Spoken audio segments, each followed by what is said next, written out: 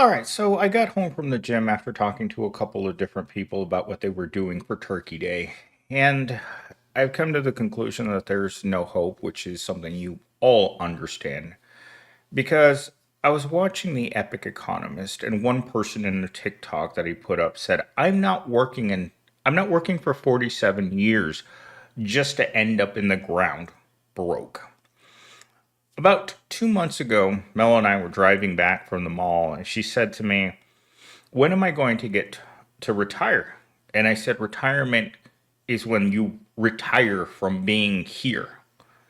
It is not logical to believe that a person that's working paycheck to paycheck, that's expected to start saving for retirement in their 20s, is going to get to age 62 and suddenly have the $3 to $4 million that you're going to need in order to retire, which is another talking point from the Epic Economist. $3 to $4 million. Now, let me check and make sure that I'm on track for retirement right now. My savings account says, oh my God, I'm negative until Friday when I get paid. Well, that that went out the window pretty quickly. So if you're expected to start saving in your 20s, and you don't have a savings account, something tells me that this story just doesn't end well for you or me. So, with that said, let's get into our three dystopian talking points for today. Some days it feels like the paycheck isn't income, it's a ransom. We work 40 hours a week just to buy our way out of starvation for another 7 days. It's really what it comes down to. You work until your money runs out, or if you're like me, your money always runs out in the third week of every single month, as I've mentioned before. Why? It's not because you don't know how to budget your money. It's not that you're lazy. It's not that you're not smart. I'd have to say that most of the proletariat falls into the category of the latter because no one in this world that has an ounce of intelligence believes that the system is working for them. The amount of gaslighting in everyday media is gotten to the point where it's almost obnoxious. I was trying to watch the Lincoln Project today while I was doing my cardio this afternoon, and I couldn't get past the audacity of some of his talking points. Like, for instance, who didn't believe that things were going to get like this? Who a year ago didn't believe that the ideas and plans for the proletariat weren't weren't exactly a testing ground to see what happens if you turn the faucet off for America's most vulnerable people. Wink, wink. And you kind of come to the understanding that this cruelty is intentional. The world is intentionally cruel to the people that need the most help. We aren't solving the big issues. We aren't looking at them. In fact, what do you do when you look at a homeless person? You look in the opposite direction. This morning after I left the gym, it was about 8:15 and I went to the Kroger's. It was a sea of homeless people just walking around inside that store. It was as if someone had just opened the doors to the what do you call it? To the homeless shelter. And ironically, just a block away from that store, there's a church that takes in the homeless at night. They have very strict requirements on a it's on a lottery system, but a block away, and then all of a sudden you have to get out by a certain hour. I think it's 6 a.m. I think you're allowed to come in after 8 o'clock. They search you, no alcohol or substances allowed. But by 6 o'clock, you got to be out the door. And so, where else are you going to go that's warm enough for you to hang out in and has food? Well, your local grocery store. This might be another one of those many reasons, not the only reason, but one of the main reasons why the retail industry isn't doing so hot is because there are so many characters inside of your establishments, and this goes back to when the bug time happened. So all of these stores used to have third spaces, right? They all used to have a deli with an adjacent sitting area. But as soon as the bug came and those people that didn't have a place to go started invading your areas, suddenly they remodel the area. And this goes for every single place, at least in the parts of town where you have a large population of people who can't afford, I don't want to call it housing. Let's just call it a hidey hole. Because that's really what it's come down to, right? These places that we live in aren't really houses. They're hidey holes. They're places where we store the people who can't do any better. In fact, I was watching this documentary the other night on naval ships and how they store their crew, and it seemed like a good idea. Rather than making living spaces for people, you put them in what I would assume is a sardine can. You stack people in beds with little curtains that give you the privacy to do whatever you don't want God to see you doing, right? When you do those dirty things, you don't want anyone knowing that you're doing them, but you need a private spot. Anyhow, I'm off on a tangent. What I meant to say is we want to stack people who don't have a place to live into what, what I what I would consider like the Japanese capsule hotel, right? Where you just climb into a long coffin, kind of to remind you what retirement's going to look like for you, and you just sleep there for the night, understanding full well that at the end of the working your 47 years, you're going to end up in a Japanese hotel room that looks identical to your forever resting spot. Anyhow, let's get on to our second talking point because that got awfully dark. People keep asking, why don't you save money? Because every time you try, capitalism kicks in the door and says, oh, you thought you were safe. That's adorable. And it's true. Every time you think that you're getting ahead because you're making a little bit more money at a job, everything goes up. Food, rent, transportation. It's like you're not allowed to catch up. In fact, I was reading an article the other day and it asked the average Joe Blow, what would you do if the government gave you $2,000? $2,000 isn't a lot of money. It's 1 month's rent for most people. And giving people that much money will not change their lives. In fact, during the stimulus check times, I remember one article said that if $1,000 is going to change your life, you've already lost. That's how I felt about the $2,000 talk of the $2,000 stimulus checks. If you really need that $2,000 right now, you've already completely lost at the game of life because saving money in an economy that's hell bent on taking every dime you have on subscription services is something that it's diabolical, it's ridiculous, it's unbelievable that we let ourselves be treated in such a negative way. I mean, and I have been so frustrated and unable to really think about anything else even at night. When I go to sleep at night, I have to force myself not to think about what it's going to be like to wake up the next day. And I have a terrible eye twitch right now. My right eye keeps twitching up and down, and that's comes down to what? Stress, probably dehydration, anger, and un unaddressed mental illness, right? All of us are out here feeling this way. Today, when I was live streaming, everyone that was coming into the comments was well aware that this is what things are like. You can't ever get ahead because if the second you feel like you're getting ahead, someone has to make sure that they push your head back underwater because that's the world we live in. The rich can't allow anyone else to benefit from being alive. You have to be kept at arm's length. And if you get out of line, someone's going to come over and kick you back in the boys to make certain that you stay in line.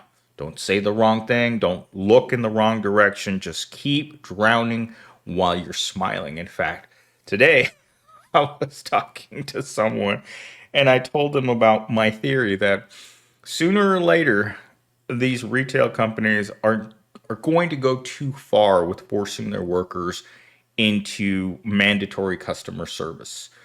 The fact that they can tell you what to do and how you're supposed to do it.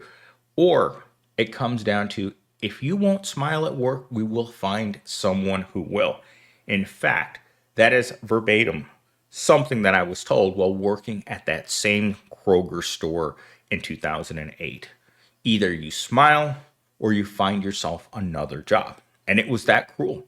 It's like, you don't mean anything to us. If you don't do exactly what you say, if you don't do exactly what we tell you to do, exactly how we tell you to do it, you better find another job.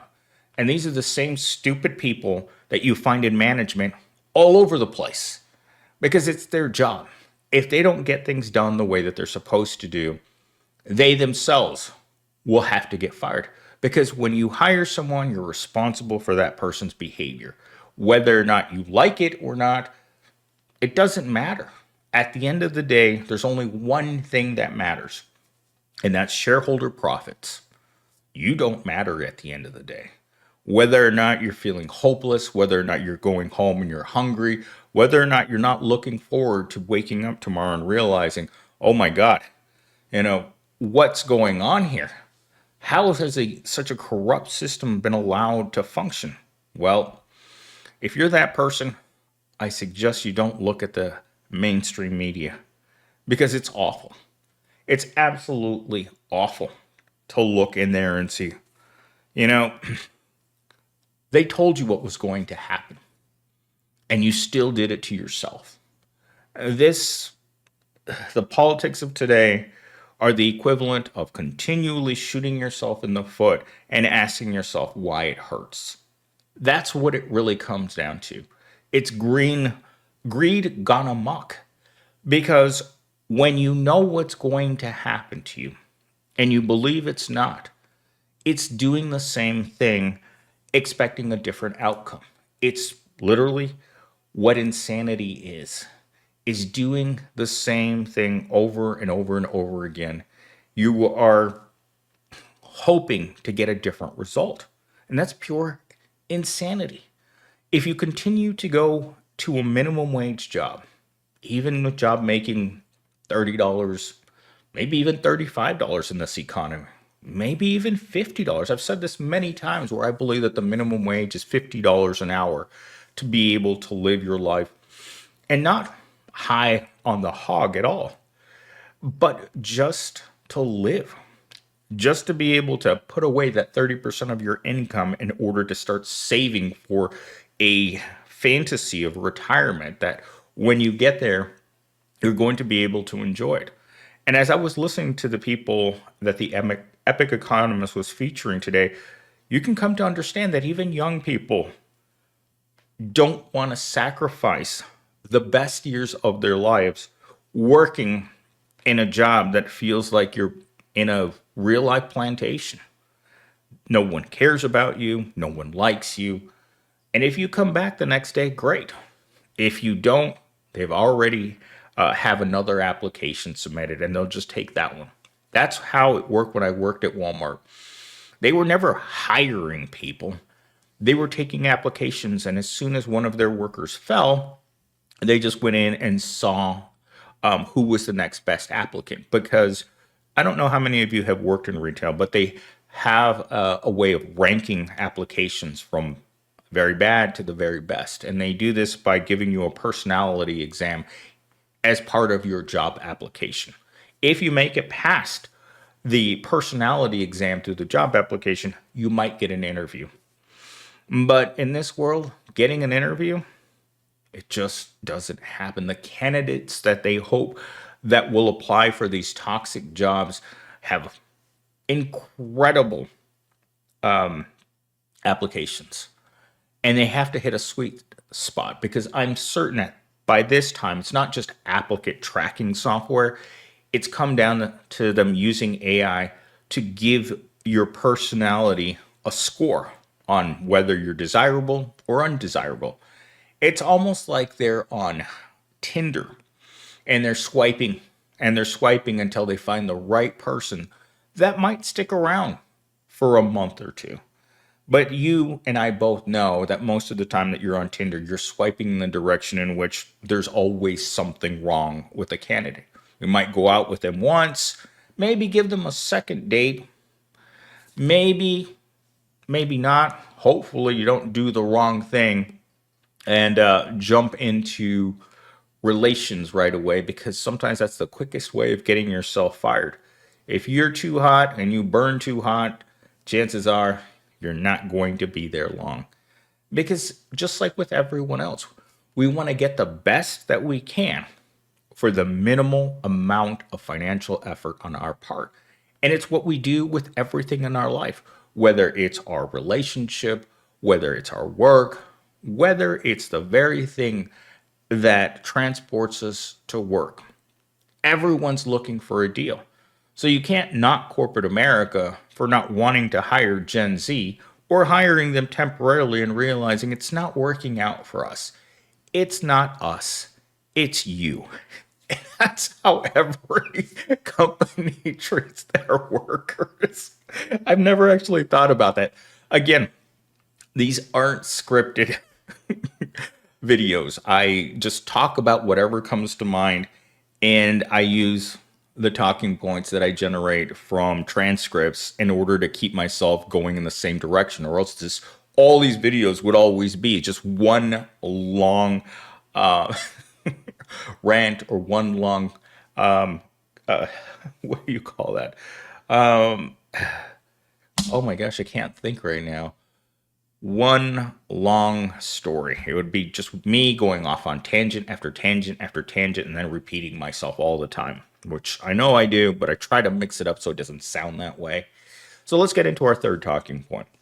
Welcome to the workforce. Here, your reward for working hard is the opportunity to work even harder tomorrow until your body gives out, and then we'll call it a retirement planning. Well, you guys know what they mean by your body giving out, right? This system is literally designed to take blood out of a turnip. And once they can't, well, that's when they start planning your retirement plan. But by that point, you're so far gone that who's going to hire you when you're 85 years old? Even Walmart has standards because, as I said, they want to maximize the work they can get out of anyone. And who would you hire? A 16-year-old that's still in high school that lives with their parents, or an 85-year-old goat that really doesn't know where they are? If you need an example, just look in the White House right now. Would you hire that guy to push your shopping carts at a Kroger's? Well, if the answer is yes, then you're the problem. If the answer is no, you still have some hope. But that's America's way of looking at it. They expect you to work from 18 to 62. And then once you get to the end and you can't do anything better, you're wearing your Depends diapers every day and you're crapping your pants. What are they supposed to do with you? Retirement is just another way of saying they're going to send you up upstate to the farm upstate where you get to retire. It's like the book Animal Farm. They tell all the working animals that once you get to a certain age, they're going to send you upstate where you stop working and you get to be at that farm. Unfortunately, it's not exactly upstate. It's still in a direction you don't want to go to, but retirement is starting to look more like 6 feet down. And that's if you're lucky. And that's if you can afford to pay for it. For most of us, it's going to be falling down and someone rushing over to put little cones around our body while the rest of the workers try not to look at you because they don't want to envision themselves. They have to walk around you and keep working. Eventually, someone from the glue factory shows up, throws you in the back, and that's the end of your story. You were never anything. You were always invisible. And that's the biggest fear of most people, is that they're going to go their entire lives and never be noticed. You're just simply a cog. You float through the system until all your little edges wear down, and then quietly you disappear from the workforce. as as a cog that can no longer turn within the machine. All right. For to close out of the video, I just wanted to thank everyone today for watching my content. The fact that you're still here at minute 20 means that you're paying attention. And your reward is the chance to come back tomorrow and see what happens. Because just like with daily life, I'll be here reminding you that it's not worth it. Your job is going to remind you every day that it's not worth it. But you have no choice. Where else are you going to go? Where else are you going to go to listen to a guy that sounds like a broken record on toxic positivity? I'm here to fill your ears with the information that you don't want to hear. And for some reason, you guys keep coming back. And with that said, remember to subscribe, like, leave a comment. If you leave a comment that I don't like, I'm going to delete it. And if you leave a comment that I really don't like, you're not going to get the opportunity to leave another comment. Why would I let you keep commenting if I don't like your comments? So don't take it personally. It's just business.